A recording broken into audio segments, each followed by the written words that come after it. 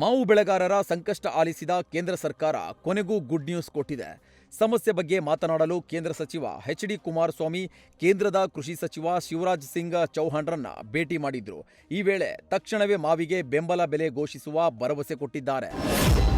ರಾಜ್ಯ ಸರ್ಕಾರ ರಾಜ್ಯದ ವಿದ್ಯಾರ್ಥಿಗಳಿಗೆ ಗುಡ್ ನ್ಯೂಸ್ ಕೊಟ್ಟಿದೆ. ವಿದ್ಯಾರ್ಥಿ ಬಸ್ ಪಾಸ್ ಹಣ ಮರುಪಾವತಿಗೆ ಅವಕಾಶ ನೀಡಿದೆ.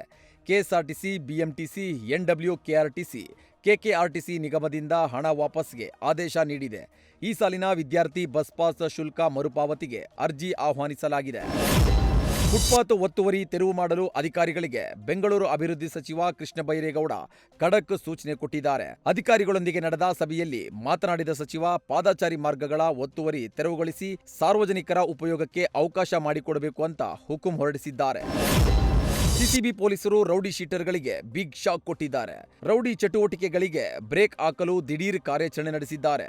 ರೌಡಿಗಳ ಮಟ್ಟ ಹಾಕಲು ಪೊಲೀಸರಿಗೆ ಗೃಹ ಸಚಿವ ಖರ್ಗೆ ಕಟ್ಟುನಿಟ್ಟಿನ ಸೂಚನೆ ಹಿನ್ನೆಲೆ ರೌಡಿಗಳ ಅಡ್ಡೆಗಳು, ಮನೆಗಳ ಮೇಲೆ ಪೊಲೀಸರು ಸರ್ಪ್ರೈಸ್ ರೈಡ್ ಮಾಡಿದ್ದಾರೆ.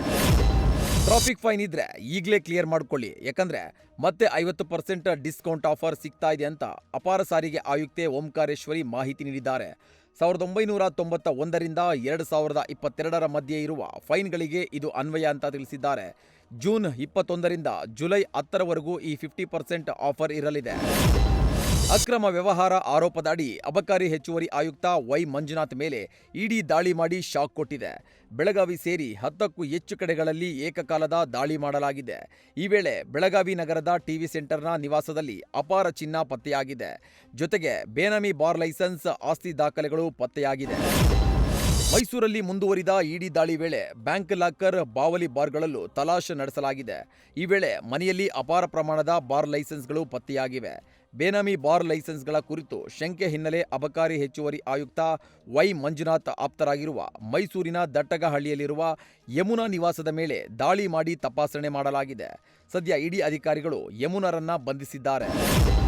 ಶಿವಮೊಗ್ಗ ತಾಲೂಕು ಕಚೇರಿ ಮೇಲೆ ಲೋಕಾಯುಕ್ತ ಅಧಿಕಾರಿಗಳು ದಾಳಿ ಮಾಡಿದ್ದಾರೆ. ಸರ್ಕಾರದ ಜಮೀನನ್ನ ಖಾಸಗಿಯವರಿಗೆ ಮಾಡಿಕೊಟ್ಟಿರುವ ಆರೋಪದ ಹಿನ್ನೆಲೆ ಲೋಕಾಯುಕ್ತ ಡಿವೈಎಸ್ಪಿ ಚಂದ್ರಶೇಖರ್ ನೇತೃತ್ವದಲ್ಲಿ ದಾಳಿ ಮಾಡಲಾಗಿದೆ. ಗೋವಿಂದಪುರದಲ್ಲಿ 10 ಎಕರೆ ಸರ್ಕಾರಿ ಜಮೀನನ್ನ ಖಾಸಗಿಯವರಿಗೆ ದಾಖಲೆ ಮಾಡಿಕೊಟ್ಟ ಹಿನ್ನೆಲೆ ದಾಳಿ ಮಾಡಿದ್ದು ಕೆಲ ನಕಲಿ ದಾಖಲೆಗಳು ಸಿಕ್ಕಿವೆ.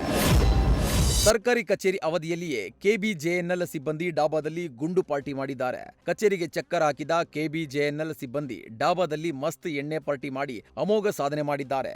ಕೆಬಿಜೆಎನ್ಎಲ್ನ ಹೊಲಗಾಲುವೆ ವಿಭಾಗದ ಮ್ಯಾನೇಜರ್ ಶಶಿಧರ್ ಚೌಹಾಣ್, ದ್ವಿತೀಯ ದರ್ಜೆಯ ಸಹಾಯಕ ಮುರಳೀಧರ್ ಕುಲಕರ್ಣಿ ಹಾಗೂ ಕಚೇರಿ ಸಿಪಾಯಿ ಶಂಕರಯ್ಯ ಗುಂಡು ಪಾರ್ಟಿ ಮಾಡಿದ್ದಾರೆ.